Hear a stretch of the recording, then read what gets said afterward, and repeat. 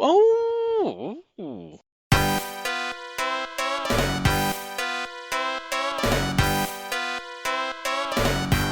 You're listening to Problem Up episode 78, in which we finally cover our first ever NES game, the European exclusive Ufouria, the Saga. We're also exchanging views on the new Neo Geo console, the new Star Fox game, and just what is it that Bubsy needs to do to finally succeed. All that and more on Problem Up.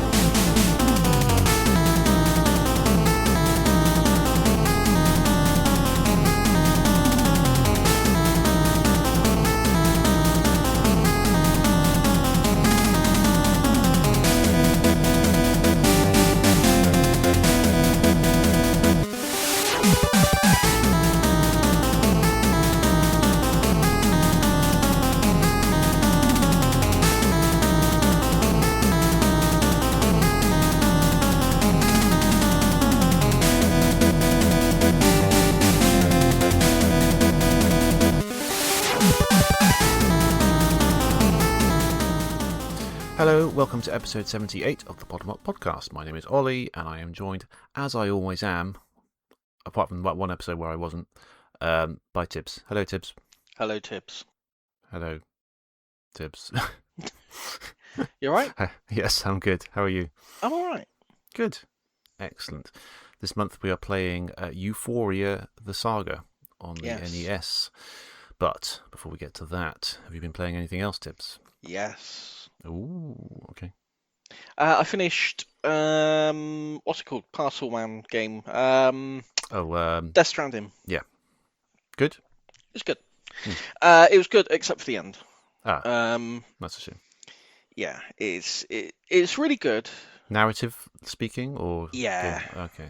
Yeah.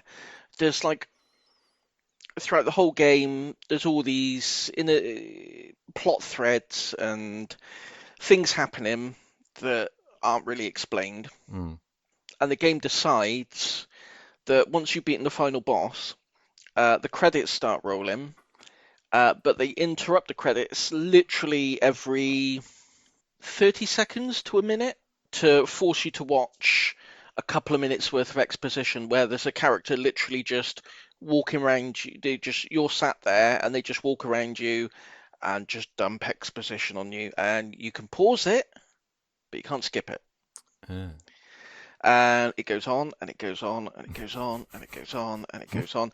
Literally, I, in the end, I just wasn't even listening to it. I was just doing something else. Wow. I'm just looking up. It's another, because it'll give you like this big exposition dump.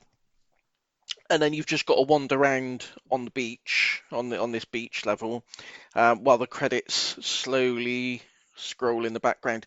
And then you've got to move your character so it will trigger the next block of exposition. You can't just put the controller down and just leave it to do its thing. Yeah. It's such a crazy design decision. I don't know why they did it. Eventually it gets to a point where you are able to skip it, and then there's like a little post-credits bit, and then it gives you the credits all over again. Really? What, the whole thing? The whole, like this time just normal, Just traditional credits. black screen credit scroll, but you've already seen all the credits. That's nuts. Yeah. It's a bit credits much. for games these days tend to go on very long time anyway, don't they? Yeah. But where they forced all this stuff on you as well, that's kind of honestly, mental. and it's stuff that it's really sort of key lore to the game that explains a lot of what's going on and a lot of the things that didn't really make sense as the game ended, and it really does explain it. I don't know why they couldn't have just interwoven that with the plot of the game. Well, that's how most things do it. Yeah. You find this out. Okay, you find a lot of it out towards the end, but just throw it in the natural points. Don't just dump it. Oh, that's weird. Yeah. It's really weird, and it kind of it spoiled. It left me with a bad taste in my mouth. Yeah, from the game, it's a to be honest shame, with isn't you. Because I enjoyed it up to that point. and it would just make it hard. It's a hard recommend for someone now because I know that a lot of the story stuff is, a lot of people would find it frustrating not to have the story explained as you go along, Mm. but to have it done in such a ham-fisted way at the end as well, Mm. it's really, Oh, yeah, it's a shame, isn't it? yeah, Yeah. it took the shine off it a bit for me. But I Yeah. enjoyed it while I was playing it. Yeah. Is it a long game? How long is it, roughly? Oh, I poured quite a lot of time into it. Yeah. I think. Well, I wouldn't even like to say. I did more than the minimum of whatever, because I remember looking up on Time to Beat or whatever it is. What's that Mm. website? How long? How long to beat? How long to beat? I remember looking at the minimum of that, and I did longer. I took longer to beat it than the minimum it says on there. Yeah. So Well, I do that uh, as a matter of course. yeah, we've said before. Yeah, Yes. so main story apparently is 38 hours, but I Yeah. definitely took me longer But than that, a lot yeah. longer than Okay. that. So it's a quite old chunky game then. Yeah, Plenty of yeah. time, you would think, for them to put that in, all that exposition Oh, in sooner, wouldn't you? yeah, definitely. Yeah, definitely. If you've got 38 hours to play with, then yeah, there's no excuse for that, I don't think. And there's because I played the director's cut version of it, which is the one that I got on Steam. Yeah. Um, and it's got some extra little missions and stuff in there, which I didn't realise they were. Because afterwards I looked it up and I was like, well, what was different about the Mm. director's cut compared to the original? And there's this mission that you get, which, as it turns out, is a tie-in with Cyberpunk 20, whatever it 77, is, 2077? I 2077, think so. 20 Something like that, fu- yeah. in the future. Yeah. Um, and it's like it's referencing some characters from that game. There's kind of like a multiverse thing going on with that game. Okay. Um, and you unlock by doing these missions, because I didn't realize I've never played Cyberpunk, so No. I didn't know these characters were Cyberpunk characters. But you unlock some upgrades for your kit as you go along as you do these missions. Some really quite useful upgrades as well. You don't unlock the last one, unless I did something wrong, until the post-game sequence. And Mm. by that point, you don't really need it because you've done the game. Yeah. So it would have been really useful before you finished the game. So Yes. I don't know, yeah, but it's good though. I enjoyed Okay. it. I Yeah. enjoyed it. Um, I've also been playing James Bond 007 Bloodstone on the Oh. 360. Oh, okay. I'm trying to picture that. I can't bring it to mind now. It's a Daniel Craig James Bond. Right. It's not based on anything. It's just Yeah. its own little thing. Okay. It's a bit janky, but I've got a hankering for some James Bond at the moment because Yeah. the new one's coming out. That's right. Yeah. It looks quite good, that new one. It does look really good, and it's Mm. made me a bit like, oh, actually, yeah, I could do with some James Bond. So Yeah. I remember playing this one ages ago and getting a bit frustrated with it and putting it down. So I did the same with Death Stranding, and I ended up enjoying that. So I Mm. thought, right, I'm going to go back and give this one a try. So I'm a few hours into it so far. It's good. It's quite action packed. There's lots of sort of James Bondy set pieces and uh, car chases and boat Mm. chases and all sorts. Talking of boat chases, I did that and Secret Agents. Funny enough, I finished that Agent Interceptor. Oh yeah, the one I Yeah, recommended. Yeah. yeah, Oh, you that's finished it? really good. Yeah, finish it. It's good. It's a good game, isn't it? Yeah, Yeah. Yeah. Yeah. Yeah. Brilliant. I didn't get anywhere near finishing it actually, but yeah, yeah, it's very good. good game. Very good game. Yeah. So yeah, I've been dabbling. I've been dabbling. A Mm. little bit here, a little bit there. Oh, and another one I started playing, but I've not really put any time into it yet at all. Maybe an hour's worth. Yeah. Um, a game called Still Wakes the Deep. Okay. What's that? Have you heard this one? No. It's by the Chinese Room, who are famous for doing like the walking simulator type games, Yes. Yes. Yes. Yes. and it's sci-fi horror set on an oil rig. Ooh. Where they've drilled into something and it's unleashed something that's transforming the crew into hideous, the Thing-like Ooh, monsters. that's quite a nice idea. Yeah, Mm. it's very yeah, it's beautifully done. A really nice looking game, really convincing. They've obviously done their research into what oil rigs are like and how they're all set up, and the voice acting's really good. It's really quite cool so Mm. far. But like I said, I've only put about an hour into it, so Mm. I don't know what else it's got in store. But so far so good. Mm. Yeah, I think that's about it. I think that's what I've Okay. what Well, that's I've good. been doing. Yeah, you've been busy. Yeah. I've been fairly busy with a game called A Bumpy Ride, Oh. which I've mentioned before. I don't think it was an incoming indie. I think I just brought it up in like a Steam Next Fest demo that I played. But this is that one where you're a little train. You're driving a little train around like a sort of Wild West type environment. Remember me talking I about that? don't remember you talking about Okay, this. well, you drive a little train around a Wild West environment. Oh, Um, so it's a cozy game, I would say. So it's not like stressful, really. So it's very nice. It's based on the train elements of Zelda Spirit Tracks on the oh, I DS. do. Yes, I do remember you Yeah, mentioning this yeah, now. yeah. Yeah. It's lovely. It's really, really nice. It came out early May, and I remember enjoying the demo, so I bought it straight away. And it's only like a tenner. Well, the tenner was the start, the sort of a discount initial price. I think the normal price is like 14 quid or something on Steam. It's lovely, lovely little game. We've all been enjoying it actually. Alice likes to sit there with me while I drive the train around, and yeah, as I say, it's just a little cozy. You sort of it's kind of open world, so you have to reveal the tracks on the map as you sort of explore it. You can see where the stations are, and you kind of just got to figure out where the stations are. You pick up passengers. You got to make sure you blow your whistle at sort of designated whistle stops, and make sure you don't go too fast around corners because the passengers don't like that. So there's these little things to watch out for as you're going around. Later on, you get like a freight cart, so you can carry freight around. There's upgrades, make the train go faster and stuff, and just be able to unlock new areas of the map. It's just really nice. Mm. You just sort of play day by day. A day takes about half an hour, so we just play in sort of half an hour chunks. I'd highly recommend it, especially if you've got like a little kid who enjoys trains and stuff. Very nice. Yeah. I like. I'm not like a train nerd, but I quite like. I like a train. Do you like trains in general? Again, I'm not a train nerd. No. But I do like a train game. Yeah, it's nice, isn't it? Because I've been looking for this sort of thing. Because the only other options are like the hardcore train simulators, and I don't quite fancy. They might be all right. They might be just like this, really. But I wanted something a bit more light-hearted and a bit sort of Mm. more gamey, I suppose. So this is perfect. It's got that sort of DS style where it's 3D, but it's just it's a bit sort of blocky in that sort of way. Yeah, it's just a very nice little game. I'd recommend it.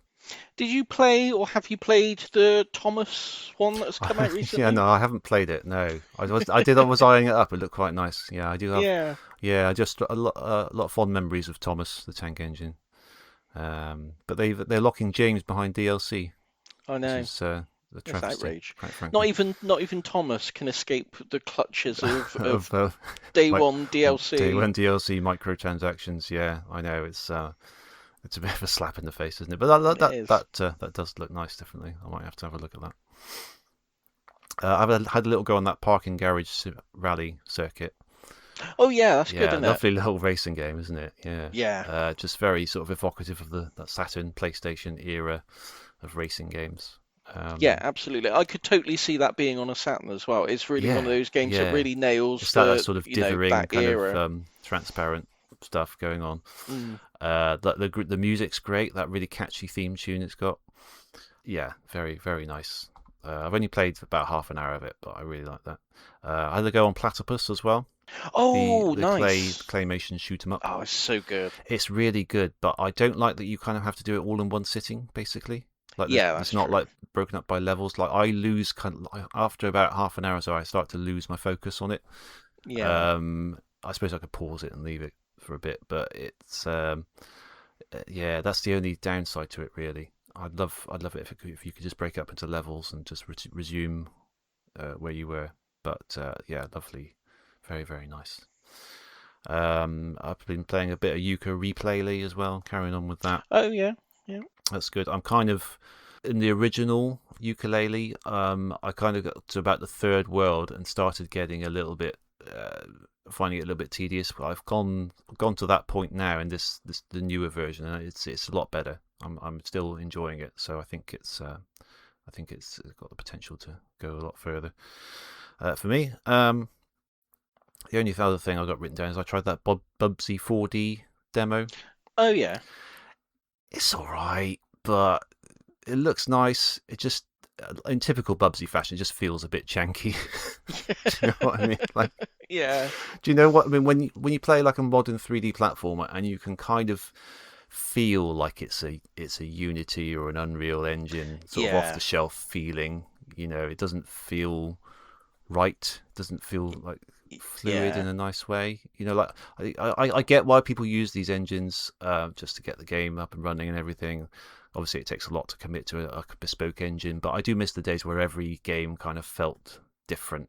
You know, like they yeah. built it up from the ground up for that game quite often, and it just that kind of it just this game felt like too, I don't know, something not right about it. Like the animation didn't match up with the movement quite nicely. You know, that sort of feel to it.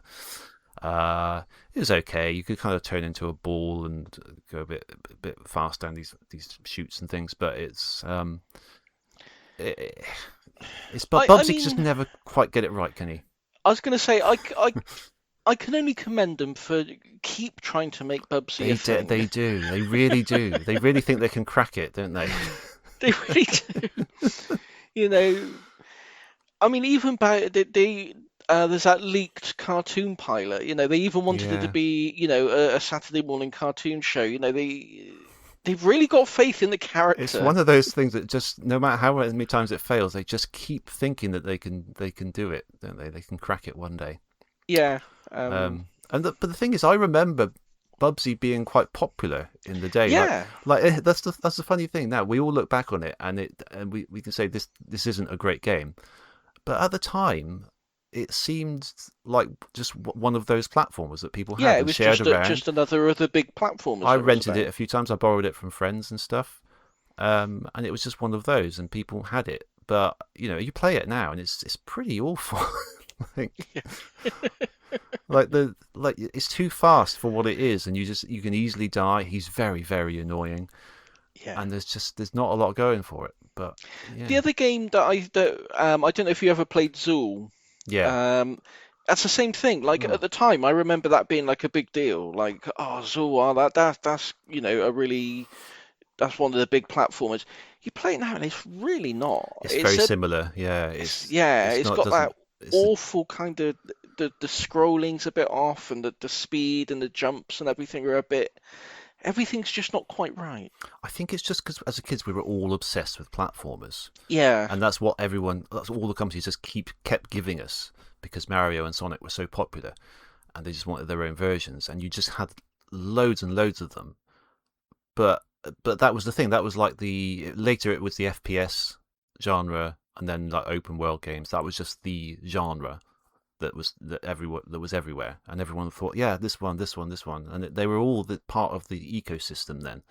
And as kids, we were like, yeah, this just platform was good. Yeah, let's play it. But uh, looking back now, we can see so many of those sort of wannabe platformers, and Bubsy's like the personification of it, isn't he? Really, yeah. he's like the main one. But I do kind. I said it before. We both have, but I kind of miss like those middle budget mm, games. Where it's just small studios who don't have the. It feels a bit wrong to say the skill of places like Sega or Nintendo or things like that, but maybe not the budget and the development time. So they have to, they've got to get these games out on a tight schedule compared to Sony or Sega, yeah, Nintendo and that who can, they got all the time in the world to perfect these things. But I kind of miss these kind of janky little middle of the road kind of games. mm, There is something they do have their own charm, don't they? yeah, I think so. Yeah, there's I think I think it is possible to do a good Bubsy game. because Oh, there is a bit of, definitely. Yeah. this one looks, the look of it is quite cool. Like they've redesigned him a bit, and he looks all right. You just need a solid game behind it, and you need to find a way of making the character appealing. Because even in this, he's kind of lame. He's kind of trying to be funny, but he isn't. Like, there's a way of doing it. I'm sure there is. They're Yeah. obviously determined to do it as well. But yeah, we'll see how it goes. Well, I mean, I think in terms like it's not really a game, but I think a lot of it is the writing of the character. Like Yeah. Amy Rose Hmm. was always kind of a bit of a grating character, Yes. know. Yes. But in the Sonic Boom cartoon, Yeah. she's really well written Very well. and Yeah. really quite, Yes. just Yeah. a really likable character. Yeah, they're doing a lot to improve her in a lot Yeah. of ways these days. Yeah. And I think it's just down to the writing. They you could make Bubsy a really likable character, but I think you've just got to You just got to get a good change writer. everything about him. Yeah, basically.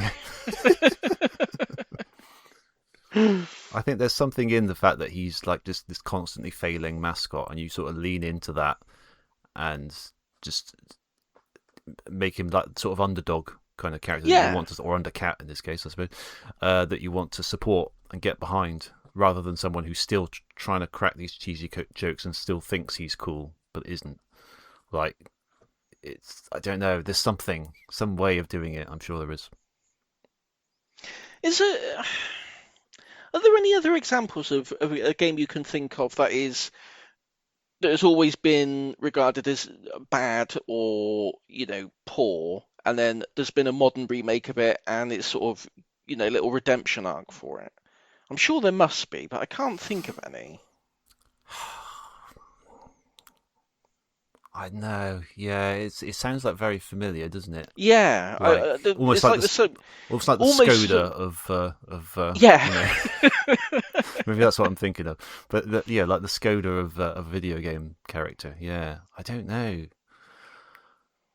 There must be I have one. to think about But that. a lot of them don't get, if they got a poor showing to begin with on the first couple of games, they don't often get another chance. No. Bubsy is the exception there. He just keeps coming back, but no, I don't know. If we could think of any, that would be a good Good idea ones. for a show. Like, compare the bad game to the modern, Yeah. rebirth. But yeah, I I'll don't have to know. think about that. I don't know if there Any is one. suggestions? Let us know. Yeah, let us know. Yeah. Right. Time for a bit of news. Yeah.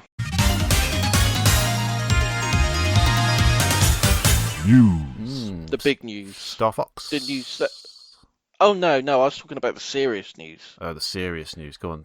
Let's get Xbox serious. changing their name. Oh yeah, I saw this. Yeah. Xbox have changed their name to Xbox. Xbox. They were Xbox, now they're Xbox. In Yes. all capitals. Yes.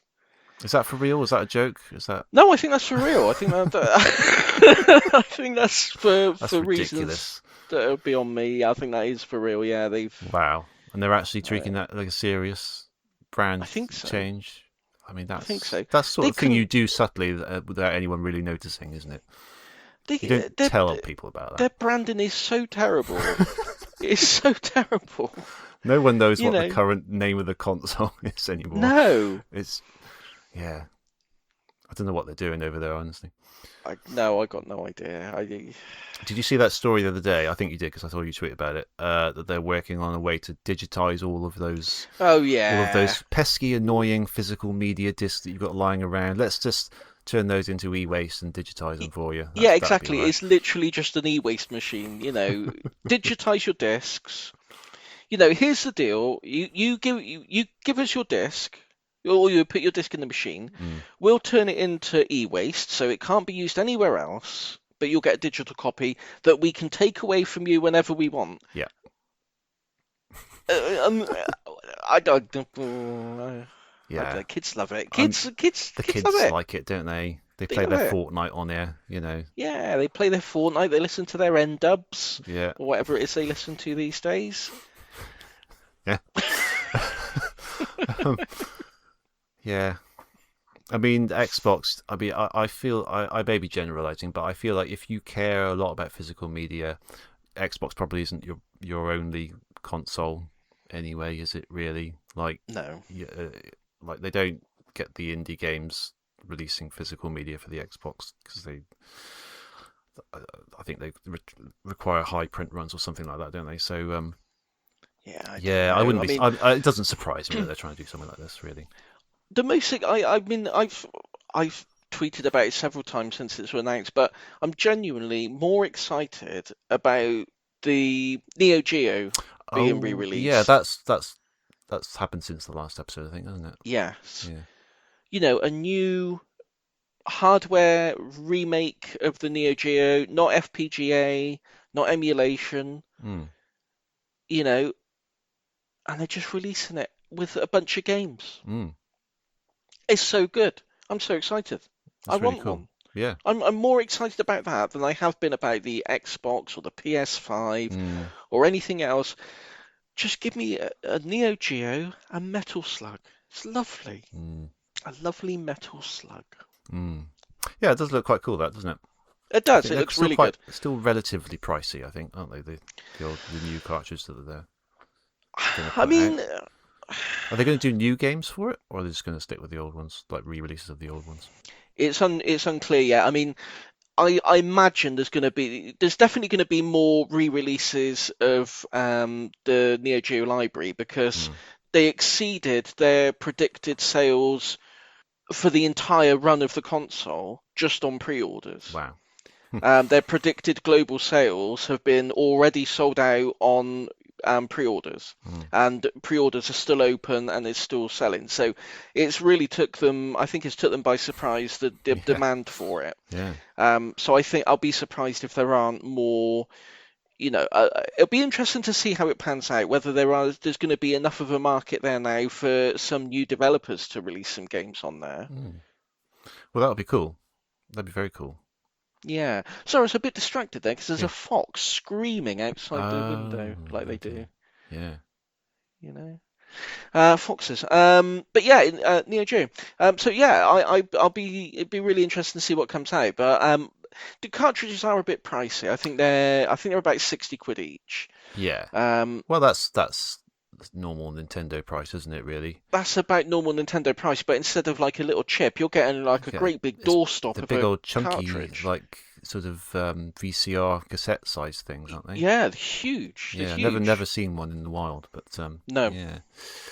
no. Well, that's good, isn't it? I'm really excited for it. So, Yeah. like, I pre-ordered the console, which is 100. I think the pre-order price was 150 £, and I pre-ordered Metal Slug, which is I mean, that's sixty quite good for the pound. console price, isn't it? Really?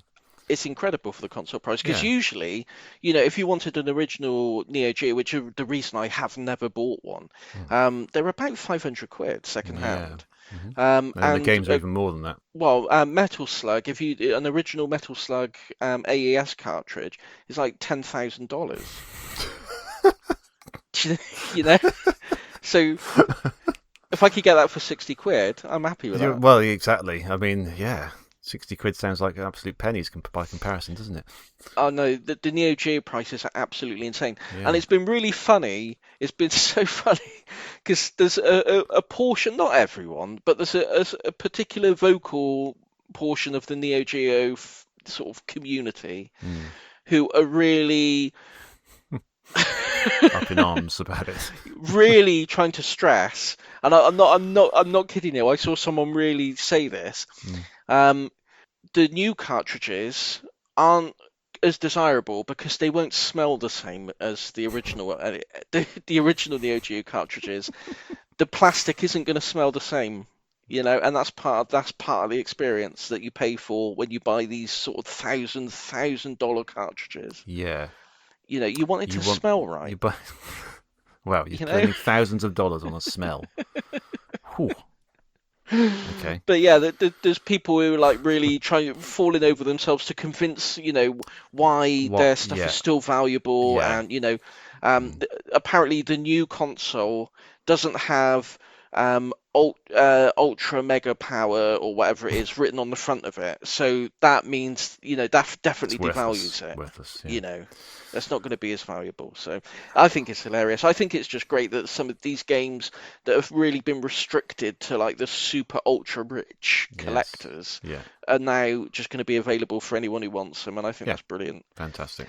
And I Hmm. really hope it's successful because I would love for other console manufacturers to look at it and Hmm. say, "Oh wow, Oh, we could so do this with the there's a Mega market Drive or the for Super Mega Nintendo. Drive, Yeah. you know, no emulation, no Yeah. FPGAs, Just a proper thing. just a Hmm. proper thing, and people will buy it, and there's a market for it." Hmm.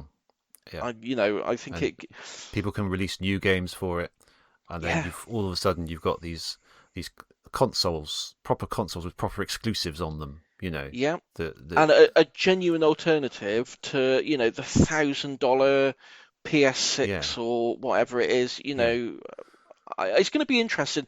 Like when Nintendo brought out the NES Classic Mini, Mm. and then you had a flood of different companies putting out mini console versions of their own, and Yes. everyone trying to jump in.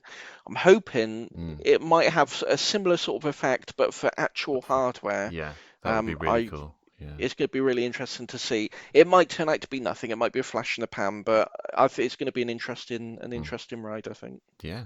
Yeah. Definitely.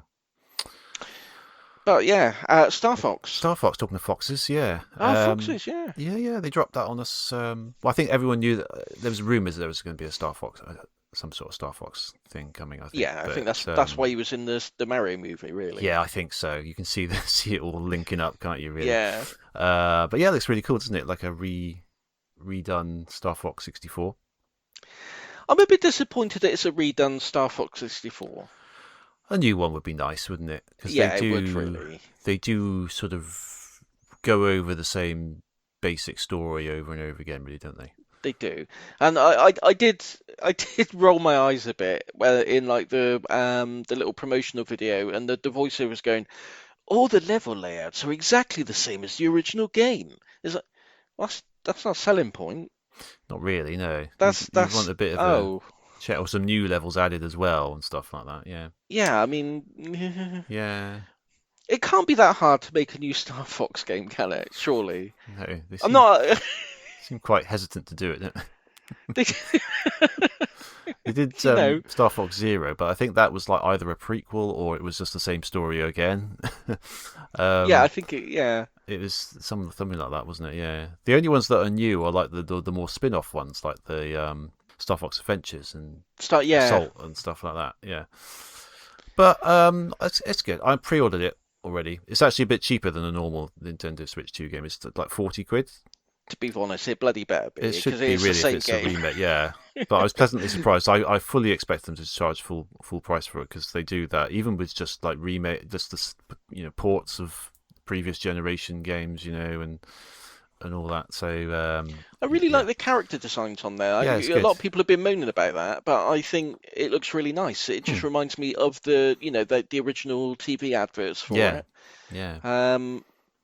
I don't know if it's intentional or if it's just like the frame rate, but it's got a bit like in some of the cutscene type sections that is shown on Hmm. the Nintendo Direct. It's got kind of like a stop motion animation feel to it, and I don't know if that's intentional or if that's just like a frame Okay. rate issue. No, I didn't But I think that's an really. interesting. Yeah. Yeah, it reminded me of have you seen that film Fantastic Mr. Fox?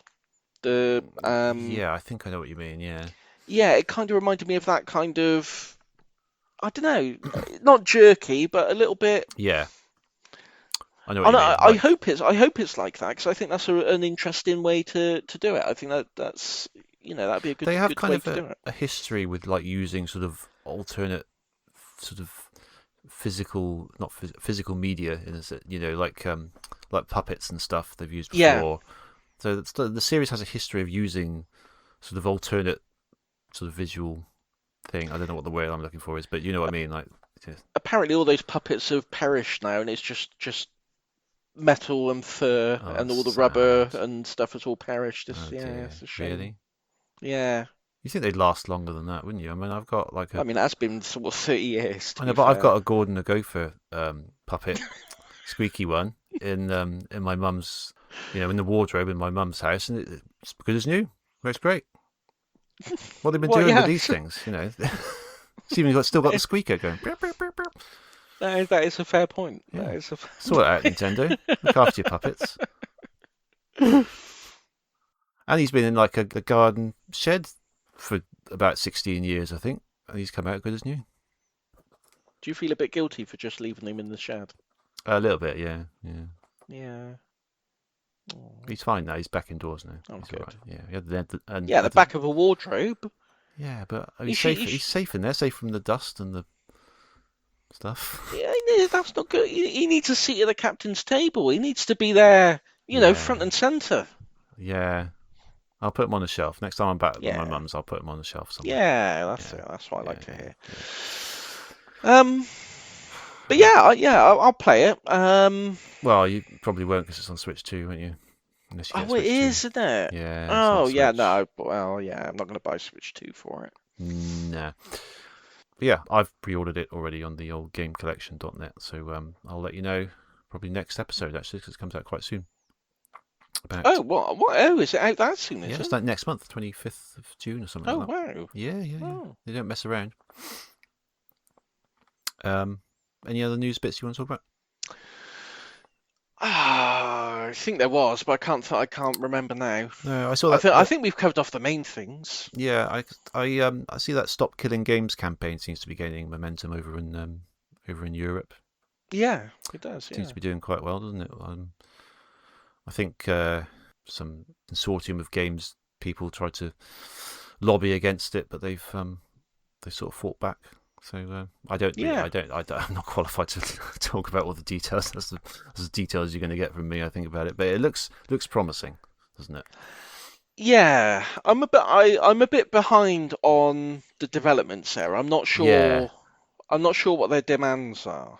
So I think it's mainly for sort of online games with online, that are sort of require an online connection, and that for trying to make companies when they have to sort of retire these games and move on and stop the servers, leaving people with some version of the game that they can still play wherever possible, Yeah. and kind of giving fair warning because and things where they're tied in with licenses and stuff, and the companies know that these licenses will expire at this particular year, but they don't make that public. So if you buy the game shortly before that, and you expect it to last a certain amount of time, but it's about to expire, it's sort of trying to make laws to sort of prevent that from happening in some way. So, but it seems to be, and they've sort of got the signatures over in Europe, and they're taking it to the EU and stuff like that. So, Yeah, the only thing, because obviously it sounds great on paper, but I don't know. I'm just looking. Yeah, I don't really want to comment without knowing too much sure, about it. sure, But I remember seeing because it looks. I remember reading something. I wasn't sure if it was just lobbying propaganda or if I got the wrong end of the stick. But something about requested, if a game is taken offline, to have the amount refunded, which I think is a bit daft. yeah. I haven't seen that But amongst I'm looking. I their just did a sort of quick Google, and it says "Stop Killing Games" throw weight behind California bill that would force companies to either keep games working or issue refunds. So it doesn't sound like it's them. It sounds like they've given their support to someone else who's doing it. But yeah. I think that may be a bridge too far, really. I think Probably, yeah. keeping games online, patching them, if you're gonna Allow it, shut them down. yeah, like allowing people to host their own servers and things like Yeah, that. exactly. Or just providing, dedicated server software so communities can host their own. Mm, All that is fine, but mm. give a refund if you shut down the game. That's, it's just nonsense, a silly talk. Yeah, that is. I don't think that's what they're particularly pushing for. No, I was going to say, so I wouldn't. Until you know me, I don't like to just state my opinion No, willy-nilly. oh, of course not. No, never. I like to come from an educated position Yeah. and ensure that I have all the facts. Mm, of course. And in this case, I don't. But I will say they're probably doing good stuff. They probably are. People want to find out more about this from people who actually know what they're talking about. Please Well, you look say it up. that, but I've just been on their website and click the FAQ and it's blank. So, Ah, figure out what okay. you can. Yeah, all right. Then I want to get that sorted out. Stop killing games anyway. Go and have a look at it. Gardener's Corner. Gardener's Corner.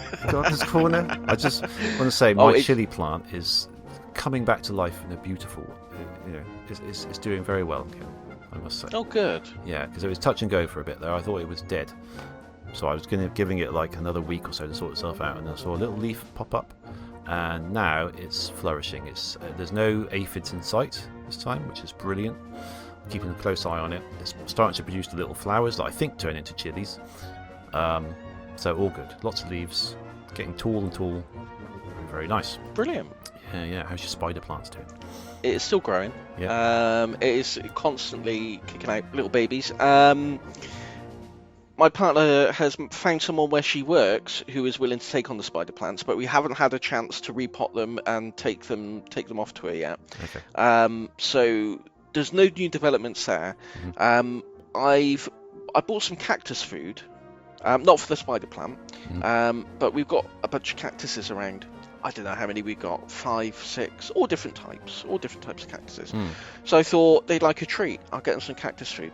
So I've given them the food. I'm just waiting for the results now. I don't know how to tell whether they've liked it or not, because you can't really ask them. No. I don't know whether they're going to increase in girth or spikiness.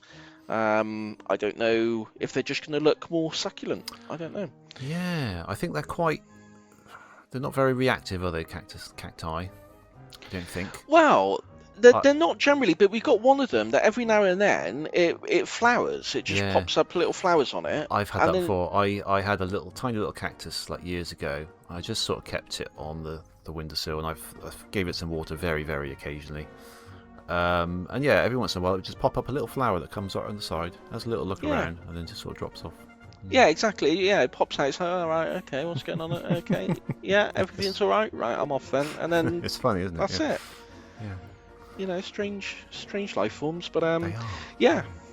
Yeah. So the spider plant continues unabated. The cactuses are now being fed with cactus food. So, I mean, that may turn out to be a mistake. I might end up with them spawning new cacti now.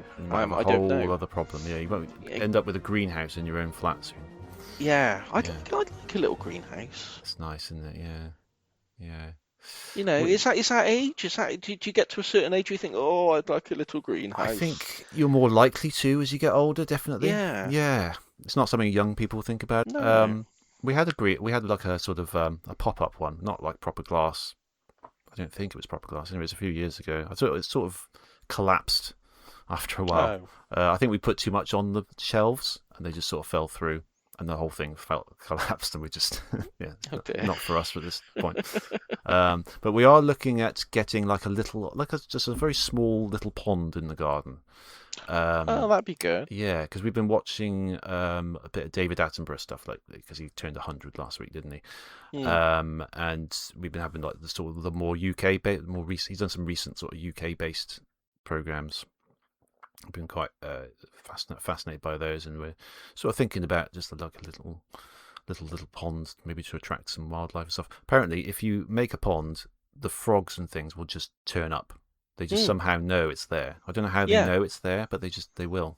It's amazing. Yeah, that is true. We my mum and dad's house, they put a pond in. I don't know, we're sort of 94, 95, they put a pond in, and they just put some fish in there. But didn't do anything else. My mum fed the fish that we had in there, some goldfish, and that was it. It didn't, just looked after the fish. But that season, we don't know where they came from. We had frog spawn in there. All sorts, yeah. Mm. Little frogs come out, and they're really nice. They would come out, especially on a hot day. They would come out and sort of bathe on like the rocks around the edge of the pond. They would just sort of sit in there and sun themselves, Yeah, right. and they'd let you pick them up, and you could stroke their little heads, Oh, and they would really? just yeah, they would just sit in the palm of your hand, and you could gently just stroke them, Yeah, right. and they're not afraid, not scared, I'm a and little bit. they'd hop off and put them back. I'm a little bit funny about frogs. I don't like things that can just sort of jump suddenly and go really far. Just Yeah, I'm a bit funny about that. I don't know, yeah. but Did it's did I tell you about the spider? the spider. No, I don't think so. The spider on the door. No, I don't think so. Right, this is weird. This is Okay. weird, right? It's going to sound like I'm mental, but I'm not. Okay. This is what happened, right? I was going out, put my shoes on, put the keys in the door, little spider crawling down the glass. Yeah. Now I'm not afraid of spiders, but I'm not a big fan of them. Yeah. I Sure. get an instinctual sort of creepiness from Yeah, them. me too. Yeah. Um, but I never harm them. I just Mm. leave them to do their thing. So he's crawling down. He's one of those jumping spiders. Oh, right. Yeah. We Yeah. literally we're watching David Attenborough this morning. We literally saw one on there this morning. That's weird. Go on. But explain this, right? He's on the door. He's on the glass door. Yeah. Now, the door to my house, like most doors, is vertical, Yes. right? So he crawls down. He jumps. He lands back on the door. And what, as if gravity is sort of on the Yeah. side? How does that work? Oh God, I don't know. Did he have? How does Was that it? Was there work? a bit of web attached that was sort of weighing him down? Not that I could see. I mean, that would be an obvious explanation, but it messed with my head for a Did he bit. I was do a like, little what? flip in the air and sort of force himself back towards the door? Oh, I that's weird, don't isn't it? know. I don't know. He went off giving me the finger though. Did he? No, no, no, I don't know if he did. But no, how does that work? I was walking. I can't remember where I was going now, but the whole way there, I was thinking, what happened with that bloody spider? How did he do that? That's cool. Nature's an amazing thing, isn't it? Yeah, like I know a lizard. Lizards have got like those like sticky feet, and they Yeah. can like crawl up walls and stuff. But if a lizard jumped off a wall, it wouldn't be sort of magnetized back to the wall. It would Mm, jump and go towards the ground. I don't know what went on, but that's weird. that is very weird. I don't know how they did Yeah, that. I don't know how they did that. They're Telling so you. small that he doesn't have to obey the laws of gravity. Yeah, he laughs in the face of gravity. Mm. But yeah. So yeah, Right, there we go. That's yeah. These are the things that puzzle the mind of Tibbs. indeed. Right. Should we talk about the game that we're supposed to be talking about Yeah, yeah. after That's 47 minutes of talking about everything other than that? Euphoria, the save state saga. Yeah, yeah. Right. We'll find out about that in a minute. Video Game Book Club.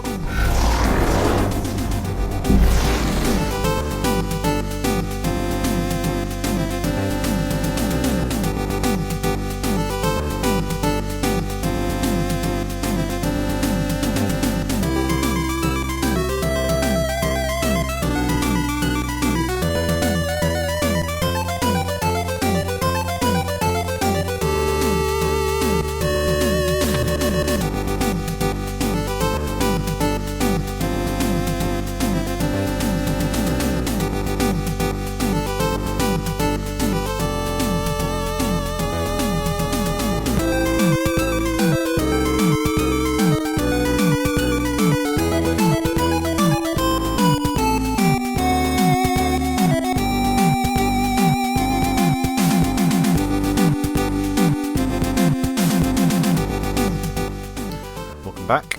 Today we are talking about Euphoria the Saga. It was developed and published by Sunsoft and originally released for the Famicom in Japan in September 1991 as Hebereki. It was brought to Europe and Australia in November 1992 for Nintendo Entertainment System, where it was renamed Euphoria the Saga. It was not released in America due to its quirky character designs. If you want an original PAL copy, you won't get much change from about £100 for a loose cartridge and expect to double it if you want it boxed. The game has since made it to the Virtual Console on the Wii, Wii U, and 3DS. The Japanese version is also currently available on Steam and Switch as Hepereki Enjoy Edition. So, our first ever NES game. Yeah. Americans of a certain age will be appalled that it's taken us 78 episodes to feature a game on their most beloved of retro systems. But I think it's fairly well documented. It wasn't a huge part of the gaming ecosystem here in Europe, I don't think. It barely moved the needle. No one had an NES. Yeah, that's the thing. I mean, we had so many different computers. Like the Master System was quite strong here. Yeah, it's weird, isn't it? So different. Like the NES, I think it took up like 95% of all gaming in America at the time, didn't it? Yeah. Something like that. But yeah, I don't. No, think I it mean, was, I think that whole very big era here. in the UK was microcomputers, as Commodore and Amstrad, Sinclair, all that kind of thing. The NES didn't get a look in. Yeah, so sorry, Americans. That's why it's taken us so long to get to an NES game. But for me, this is probably the first proper experience I've had with a game on the console. I've played a little bit of Mario 3, and maybe the original Zelda, just a few minutes of those. But yeah, this is probably the first game I've properly sat down and had a go on. So you chose this. I did. It based mostly on a piece of music. Is that right? Yes. Yes. So remind us of that. Yeah, yeah. It was they did a bonus because they developed a Mega Drive port of Lemmings, and they did a level called Sunsoft Special, which just featured all the characters from Euphoria, as the level layout, and the music was from the game, and I really liked that music, and I Is thought, it right, the one like the main one in like yeah, the the opening area? yeah, Yeah, it's good, really good soundtrack. This game, it's really isn't good. it? Really nice little catchy tunes like that throughout. Very enjoyable. I like the soundtrack. Yeah. So But I knew nothing about the game. I knew literally nothing about the game going in, other than the fact that I like the soundtrack and the character designs were quite cute. yes, they were, because I was thinking it was going to be just a fairly simple linear platformer, but So did I. luckily for you, it's turned out to be full blown Metroidvania. Yeah, absolutely. Yeah, Basically, it really surprised me. that surprised me too, because I like to go into these things without sort of reading up too much on them first, and just sort of dive in and figure them out. Mm. So yeah, that was a pleasant surprise. Sort of a proto Metroidvania, I suppose, because Metroid obviously existed, but the genre wasn't really cemented in 1991 when this was released. No. So yeah, but it's got all the hallmarks, I would say. It's Yeah, it just really surprised me. Yeah. yeah, you start out as a character called Bop Louie, who's he's been redesigned from the original Japanese version. The Japanese version protagonist was called Hebe, if I'm pronouncing that right. He was a little sort of white penguin with a blue hat on. Bop Louie is similar, but he's got sort of bigger black eyes, and he's just made perhaps a bit more westernized, I suppose. Yeah. One of the other characters has been redesigned as well, but the other two look pretty similar. Um, so the story of the Western version is that Bop Louie and his three mates stumble into a crater. They fall and lose their memories, so Bop Louie has to find them all one by one and have a little battle with them to help them regain their memories. And then I think they've got to go and find like 3 stars or something to get out, something like that.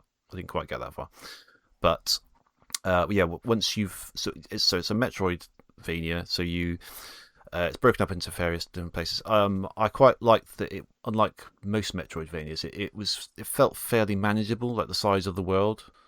Yeah. Like you didn't have to go too far, Yeah, to it's sort not of explore. miles and miles of backtracking and things like that. Yeah. So it's kind of like you start off in a sort of grassy area, and then there's there's like a underground cavern and like a big tree to climb, snowy areas. So there's different sort of what do you call it, biomes.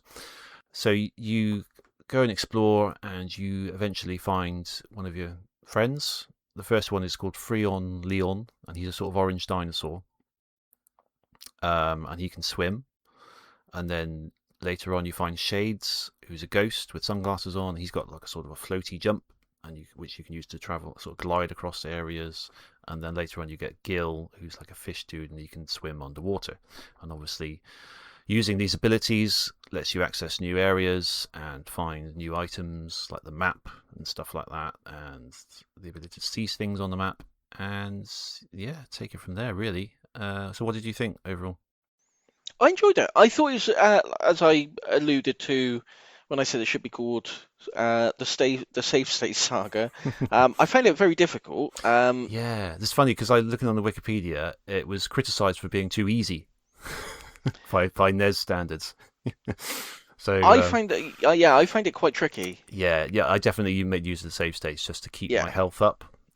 yeah, You kind of have a value of 10 on your health to start with, but you can get more health by defeating enemies sometimes, and that you can increase it beyond 10. So once you kind of get a lot of health built up, that makes it quite a bit easier. But yeah, there is, if you lose all your health, you keep all your items and everything you found, but you just go back to the start point. So you do have to do a bit of backtracking to go back to where you were. Well, the thing is, I think when I first played it, like the very first start of the game, two little like ghost type enemies come towards you. Mm-hmm. If you run into them, obviously you lose a life. Mm-hmm. You can hop on top of them, and they'll drop. Looks like a little puyo, like a little bean with eyes that you can. They have a name. They're called Popoons, apparently. Papoons. Mm. I don't know what happened. The first time I played it, when I jumped on them, I don't know if I missed time to jump. I don't know if I did it properly, but I lost a life when I jumped on them as well. Yes. So I thought, oh right, okay, so you've just got to avoid them then. So I played a good chunk of the game, not even knowing that you could jump on them and get the little pios, the papoons or whatever they're called. Yes. And that makes the game so much more difficult. And it got a lot easier when I realised. Well, yeah, the trick that it almost doesn't want you to know, unlike all other platformers where you can defeat an enemy just by jumping on top of them. If you try that in this game, you'll fail. You have to hold the down button at the same time to do a sort of butt smash or something, which definitely threw me for a bit. I was like playing it, and I thought, something wrong with my ROM or something? I can't seem to kill these guys. And I was looking at like a YouTube video, and this guy was killing the enemies. I thought, I'm doing the same thing. What's happened? And I eventually figured out you have to press the down button while doing it. Yeah, and there's like after you free on Leon. I think you need him to get to it. But there's another boss who's not one. He's not one of your friends. He's just like a big ugly guy. Yeah. Because when you fight free on Leon, he throws one of these papoons at you. Yes. So I figured that easy enough. I'll pick it up, throw it back, no problem. When I met this other boss, and I didn't know you could jump on him, I was like, well, why? He's not. What? How am I supposed to beat him? There's nothing I can throw at him. If I jump on him, I die. If I run into him, I die. Yeah. I don't know what's going on. Mm-hmm. Very frustrating. So yeah, once you know, it's fine. But until you know, this is the joys of playing ROMs without the original instruction manuals to go with it, isn't it? Like, this is the sort of thing that would be like page 1, press down to hit an enemy. But when in the modern day, when you're playing these things, on your emulators and stuff, you don't get that information unless you look for it. So yeah. Definitely. But yeah, I mean, the game's obviously a lot easier when you know you can hurt the enemies. Yes, of course. But yeah, I think it's still a challenging game. I wouldn't say it's easy. Maybe it's easy by NES standards. Yes. But yeah, it's certainly a challenging game. But yeah, I really enjoyed it. It's very charming. Yeah. Got a nice visual style to it. I don't know if it's particularly standout amazing by NES standards. I guess it's there. I mean, it's 91, so it's relatively late in the console's lifespan. 92 for the European version. But it looks nice. It's sort of nice, simple, coloured, outlined things. Some of the environments have like little faces. Like when you go on a pulley, it almost looks like the thing is like it's like suspended bit of drool that this cloud thing is dropping. So that was quite interesting. I like the character design in general. They're really nice. They're quirky. I think the the text or the localization leaves a little bit to be desired. It's kind of basic. Yeah, It's almost as if I've given it to my 9-year-old to to write and then to give them back to me. Do you know what I mean? yeah. But it's it's all right. It does the job. Yeah, you find your characters, and as you say, rather than a boss battle, it's kind of like a game of who can throw the poppoon at each other. So you both get like these 10 health bars, don't you? And Yeah. then you have to just get the other guy's health bar down. And then he regains his memory and realizes you're his friend, and he joins you. Did you ever press the down button and then move? I don't think so. So if you press down, they crouch, and if you move at the left and right, they sort of crawl along the ground, which is quite a good animation itself. If you do it with Freon Leon, if you press down, he just lies on the ground, which looks really funny. And then if you press left and right, he just sort of shuffles himself while he's on his back on the ground, and it's one of the best crouching animations I've ever seen. It's fantastic. I'd recommend having a look at it. Yeah, I mean, there's not a lot of detail we can go into, I don't think, because it's I what it know. says on the tin, really. Yeah, I mean, it's still, it's still an NES game. It's still limited by, Yeah, the amount of depth it can have is still limited by the restrictions of the hardware and things like that. But I mean, I think it was just a pleasant surprise for me. mm, I think I was expecting it to be a platformer, like along the lines of Mario, or just a generic sort of yeah, little platformer.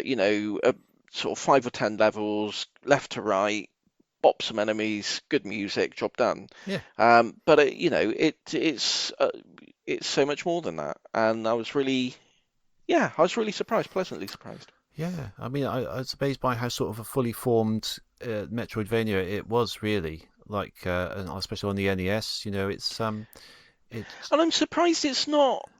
I'm surprised it surprised us because yeah, we've talked about Metroidvanias before. It's not a genre it's not an obscure genre. no.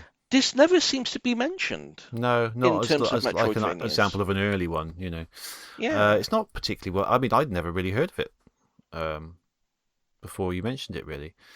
I don't. I think from what I read, it wasn't that popular to begin with, but or that successful. But it's I, gained a th- bit more of appreciation since then.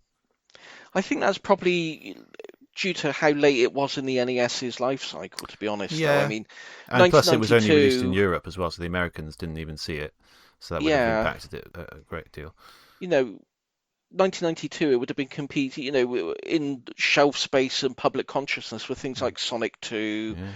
Street Fighter 2. Hmm. A little game like this, Exactly. it's going to find it really hard to find an audience at that time, I think.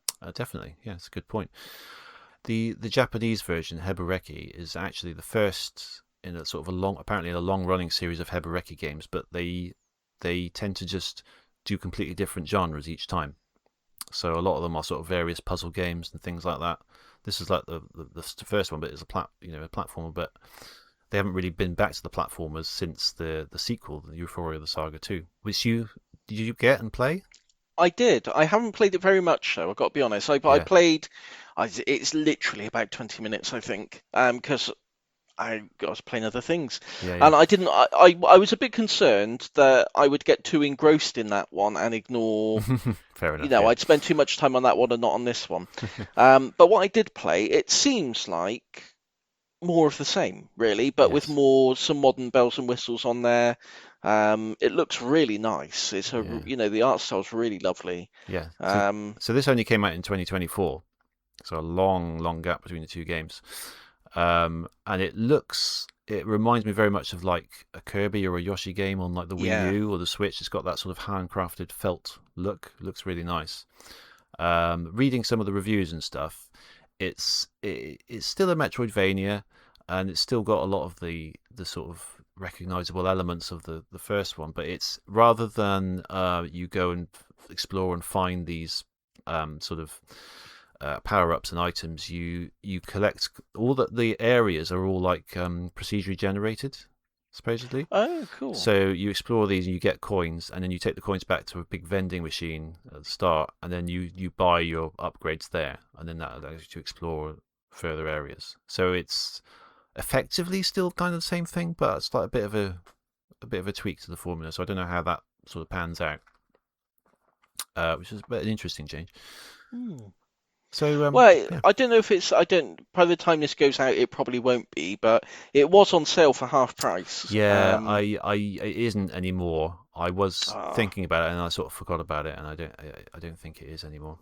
So that's a I didn't shame. pick it up, but it's worth keeping an eye on. I think it's Yeah, normal. get on the wish list and watch out for sales. So Yeah, I think its normal price is like 20 quid, isn't it? But I think it was on sale for 10. yeah, it was 10 quid when I bought it. Yeah. Yeah. But yeah, I'd recommend looking into it because Yeah, I it's would like as well. a little hidden gem on the NES there for you.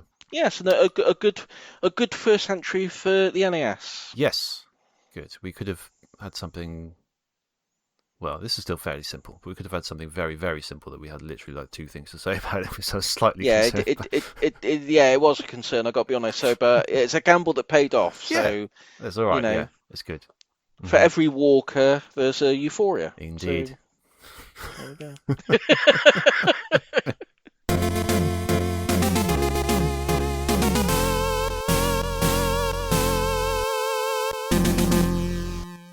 So my pick next month. Cool. We're going a fairly big chunky one next month.